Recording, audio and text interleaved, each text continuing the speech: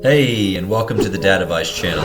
If it's your first time, we're a community created to learn and grow together. If you find this content beneficial, we'd love for you to like and subscribe to the video and share it with somebody that it might positively impact. With that being said, let's get into it. We are what we repeatedly do.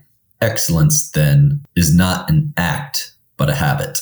Aristotle. Wanted to chat or discuss today game-changing schedules and routines for our kids and how they have changed the way we've parented and how they've helped us be more successful parents and how we've incorporated them. So I'll start off with a story. As me and Kristen had our first child, we did not know the importance of schedules and routines. And we just willy-nilly went about this and didn't put an importance on it, didn't set hard times for things. We figured we would just do what we thought was best for our child. If he was tired, we put him down for a nap. If he was, hungry, we'd feed him and not incorporate kind of set schedules. What we definitely started realizing later on in our parenting journey is the great importance that sleep plays and routine plays. We found early on that without any routine, our now oldest had a lot of dysregulation and there was a lot of negotiation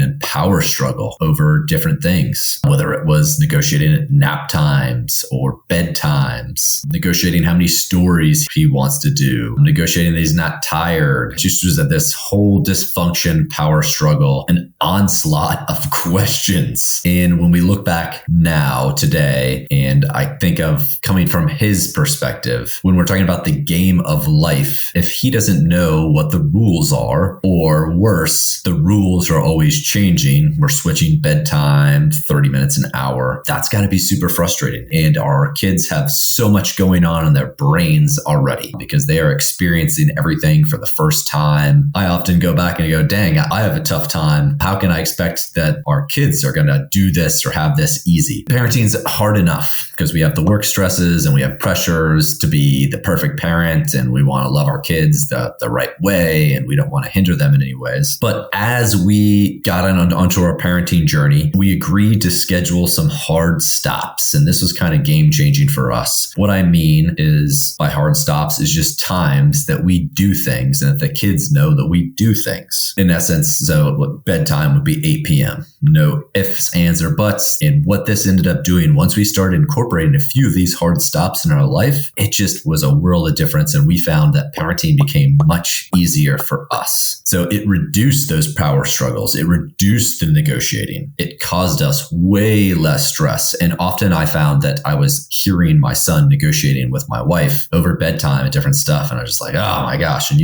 when you're married, if your wife is having struggles with the kids, those are going to bleed right over into your marriage. And so it's going to cause marital frustrations and stress as well. So the hard stops caused us a lot less stress. They reduced the amount of questions from our kids because we just had canned response ready to go. So even if they did go, hey, what time is bedtime tonight? 8 p.m. What time are you dinner? 6 p.m. It just alleviated. We didn't have to think about it because it was like, hey, it's there. It created more family teamwork. So now sometimes our kids already know, hey, this is the rule to the game. We already know that it's 8:30 and go, oh, and they'll say, hey, Dad, we're not going to be able to play that game because it's 8:25. And I might be asking them to play a game because I'm not noticing the time. So we worked much better as a team. And I found that was great. And last of all, as I kind of just discussed, you're going to get better marriage satisfaction. If you guys are humming as a team with the kids and with your wife, you're just going to have better overall marriage satisfaction. So I always like to make this video so you actually have some actions or some resources. And I'll share what we've done and how maybe you can incorporate it. So those actions are, we did nap time at noon. And obviously this is going to depend on your baby's own circadian rhythm, what they're doing at daycare. A lot of times you're going to mirror daycare schedules because you want them to stay in routine. So if daycare is saying, hey, all these kids go to bed at nap at 1:30, maybe that's your nap time. Ours, we found noon. We did bedtime. I want to say back in the day, we started at 7:30. And as our oldest has gotten older, we've pushed it back and we pushed it back. And that's just been agreed upon by the team. And even our oldest is included in that decision. We have a hard stop on out of bed time. So when you can get your goozy out of bed no earlier than 6:30 6:30 a.m. We found that our oldest would love to get up and go run down and use the Alexa to call our grandparents at 5 a.m. and say, holy smokes, nah, this is not going to work. We don't really have that issue anymore, but you might need that hard stop. I have found if we don't have that hard stop in dinner time, and let's say dinner time gets pushed back to 7 p.m. or 8 p.m., the kids are a mess and it causes all that extra stuff that we don't want. We have a set time for screen time where it's not an actual set